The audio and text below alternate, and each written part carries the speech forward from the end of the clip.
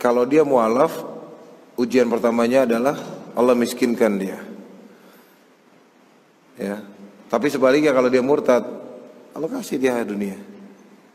Saya selalu melihat orang murtad langsung menjadi OKB, Pak, orang kaya baru. Ya, kelihatan gayanya. Dasi, kemeja, jas nggak nyambung warnanya. Iya, yang penting kan pakai jas sama dasi. Turun sepatu, celana, ini apa sih, gado-gado banget bajunya nih. Ya, banyak jadi OKB. Saya berhenti debat tahun 2007, Pak. 2007 ke 2008 itu saya hijrah dari dunia debat. Saya udah gak pernah debat lintas agama. Dulu saya doyan. Saya gak main di lokal, saya main internasional. Saya tunggu undangannya di Cina, di Dubai. Saya datengin, Pak. Di Kuwait, saya datengin, Pak. Debat lintas agama di Inggris. Saya datengin, Pak. Terbang jauh-jauh, Pak, ke Inggris 14.000 km cuman buat debat. Gak lucu juga sebenarnya, gak penting juga. Tapi apa yang menang dari situ? Ya saya suka aja. Saya suka aja. Dan lihat ya, begitu saya ketemu sama murtadin, itu luar biasa, Masya Allah. Saya ketemu orang yang bekas hafiz Quran. Ya, hafiz Quran, MA, dan dia bekas hafiz Quran. Orang Irak, murtad. Orang Kuwait, orang negara, orang bekas Al-Azhar, murtad. Saya ketemu sama mereka. Kadang-kadang simple question ke mereka. Seberapa muslim kamu sampai kamu murtad? Seberapa Islam kamu sampai kamu murtad? Karena gini, Pak. Saya punya satu konsep dasar. Setelah saya riset dan saya pelajari, Al-Quran satu-satunya kitab di dunia di mana kita semakin mempelajarinya, maka kita semakin terikat dengan Al-Quran itu ya, dengan apa yang diajarkan di Quran itu. Ini satu-satunya kitab, Pak.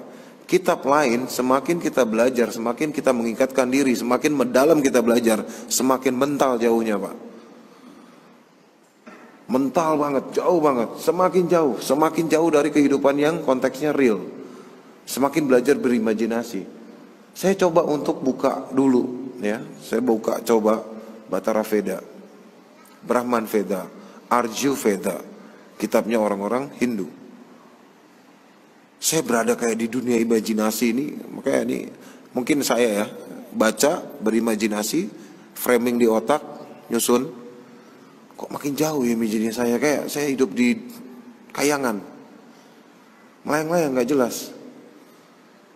Udah, buka kitab sutra, saya kayak ada di dinasti mana gitu.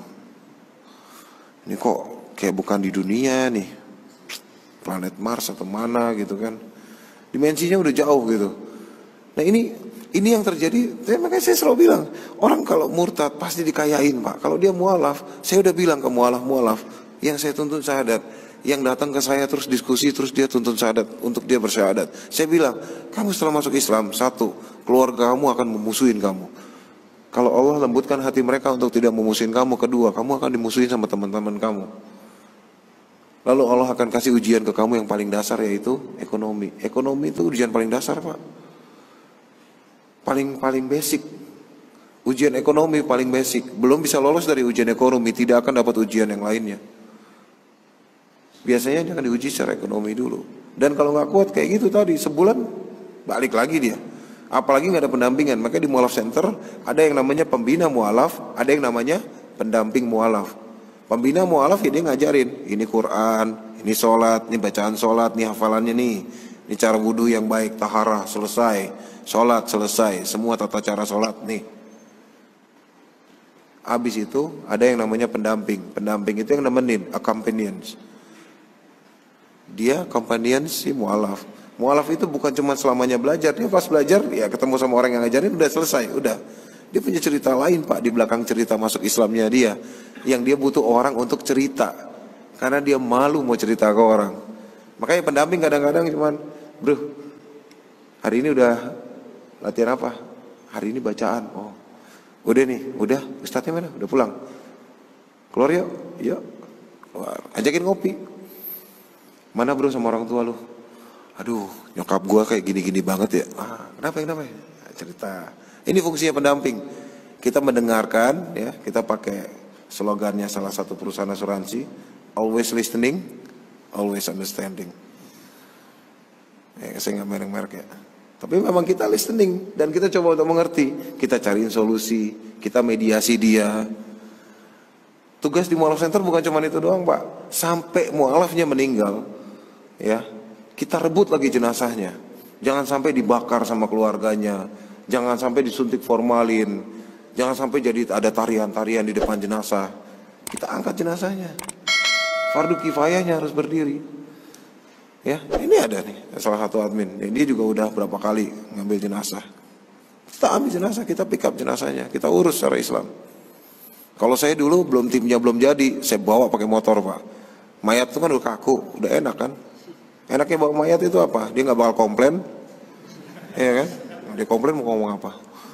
Ya kan? Dudukin di motor, iketin kakinya, iketin badannya ke badan kita bawa pulang. Ya kan? Mandiin, kuburin, makamin secara Islam. Dah. Nah ini sebenarnya mualaf center itu sampai ke sana, Pak. Masalahnya nggak semua mualaf melaporkan dirinya ke mualaf center, sehingga kita tidak ada penindakan di situ. Dan acuh tidak acuhnya lingkungan dia. Makanya kalau di sini saya pikir ini di sini sudah banyak yang sunnah ya. Jadi mereka tahu ya, kalian mungkin bapak-bapak, ibu-ibu di sini lebih paham. Kalau ketemu mualaf pasti diopenin di sini atau dirawatin, diajarin. Dari kemarin juga masjid-masjid yang kemarin, masya Allah ya, orangnya sangat welcome gitu dengan mualaf. Saya aja. Saya ngajar, jadi mereka rebutan untuk ngajarin, masya Allah itu. Ada beberapa tempat di Indonesia yang masjidnya cuek, masuk Islam. Oh iya. Kapan? Kemarin. Oh iya. Sama siapa? Sama ini. Nah. Rajin-rajin salat ya. Siap. Nah. Udah nggak diapa-apain, nggak diajarin, nggak diapain. Saya ngalamin, Pak. Saya tadi bilang, saya ngalamin fase itu, Pak. Jadi saya tahu rasanya tuh, nggak enaknya, nggak diurusin, nggak diopenin. Nggak diajarin ngaji, datang ngaji nih, belajar ngaji, baca Quran, datang hari kedua, datang hari ketiga, datang hari keempat, telat, saya nongkrong sejam nggak datang. Apa mungkin karena nggak ada bayaran tuh? Sampai dulu tuh sempat suzon ya. Apa mungkin karena nggak ada bayarannya kali ya dia nggak datang? Nah inilah, ini dioramanya sih, Pak. Ya, dan ini hal yang paling umum terjadi di Indonesia. Dan kalau ujian secara ekonomi, ya saya selalu bilang sama mualaf, ujian basic kamu adalah miskin. Kalau kamu nggak bisa lolos dari miskin, jangan ngomong ujian yang lain, dah. Itu sih. Monggo Pak, tadi. Makasih Pak. Saya Ali Pak. Ali. Bukan Ali Mansur.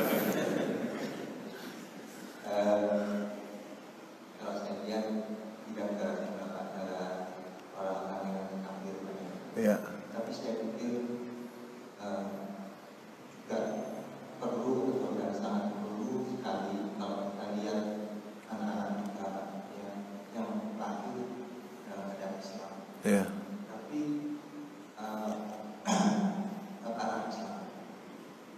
Jadi apakah metode-metode itu tidak bisa dilakukan? Karena saya pikir agak lebih sulit untuk memuslimkan orang Islam. Iya, memang benar Pak. Saya lebih gampang ngadepin orang kafir Pak. Ateis kalau perlu. Iya, kalau ateis itu gampang. Iya. Ini masalah yang udah sejak lama sih Pak sebenarnya. Karena tadi saya bilang ateis lebih gampang. Karena ateis sudah la ilah kan, nggak ada Tuhan. Ya tinggal terusin kan, la ilaha illallah. Udah gampang sih, sebenarnya itu secara anekdot dan itu secara analogi memang lebih gampang orang kafir. Karena dia adalah gelas yang kosong, dia nggak punya agama. Tinggal kita isi pakai teh ya jadi air teh, kita isi pakai kopi jadi air kopi ya.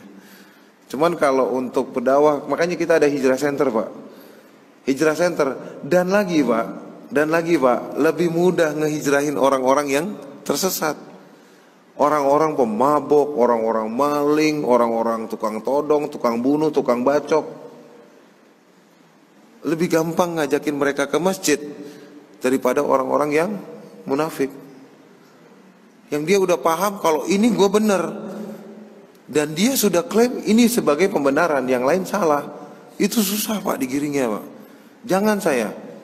Kita kalau lagi ada kegiatan di Al Irsyad ya, ketemu sama Ustadz Khalid, ketemu sama Firanda, ketemu sama Syafiq Masalama, ketemu sama Ustadz-Ustadz yang lainnya, ya kita juga akan berkata hal yang sama.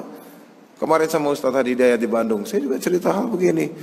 Dia bilang, iya memang susah ya kok, makanya enakan jadi kamu. Iya kamu kan mainnya sama orang kafir. Waduh,